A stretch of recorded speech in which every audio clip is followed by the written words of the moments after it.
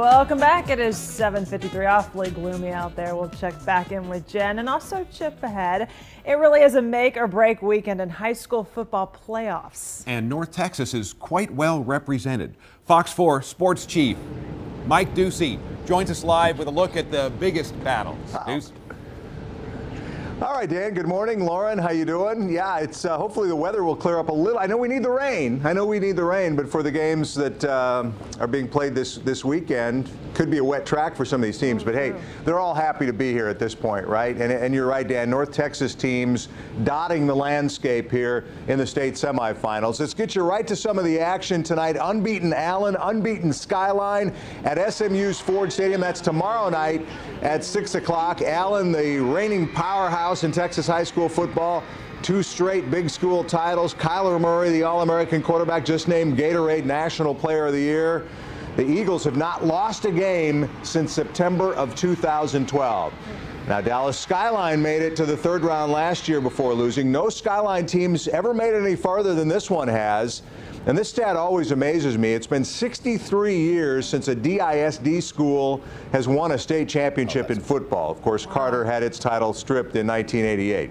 All right, guys, also in 6A, Division II state semifinal game. Cedar Hill battles Spring Westfield tomorrow afternoon at 2 in Georgetown. Cedar Hill's made back-to-back trips to the championship game. Joey McGuire, one of the area's top coaches, has won a couple of state titles. So Cedar Hill 12-2 won a shootout with South Lake Carroll in the quarterfinals. So those are just a couple of the marquee games coming up this weekend. In 5A, Aledo plays Tyler John Tyler. Ennis has a game in 5A as well. Argyle and Salina still alive in 4A. And next weekend, all of the state championship games at Jerry World. So we know at least some championships will be decided at AT&T Stadium in Arlington coming up next weekend. So good luck to all the teams. If you've made it this far, you've already had a great season. Obviously, these teams trying to take a couple more steps before their season's over. And Deuce, the Skyline story then is one of the great stories here. 63 years since a DISD school has won a state football championship. It is remarkable. As I said, that always stuns me when I think about that. So, yeah, they're trying to do something that has not been done in a long, long time. But clearly, their challenge is a big one. You know, pretty much everybody favors Allen in this game. So, an underdog story to be sure for Skyline. But Allen, just the powerhouse story in Texas high school football right now. They'll decide that one on the field at SMU's Ford Stadium tomorrow night at 6 o'clock, and I'm sure there'll be a huge, enthusiastic crowd for that one. You know what I've loved, Doocy, is that some of these schools that haven't made it to the playoffs or, you know, we're in some of these games that haven't seen a playoff in a long time.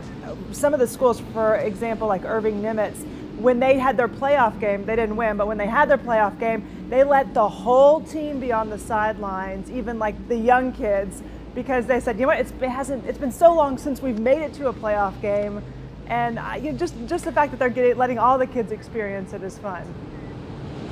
It is. I heard your story earlier. I can't remember if you said it was a state legislator who was proposing cutting back the the field for the playoffs.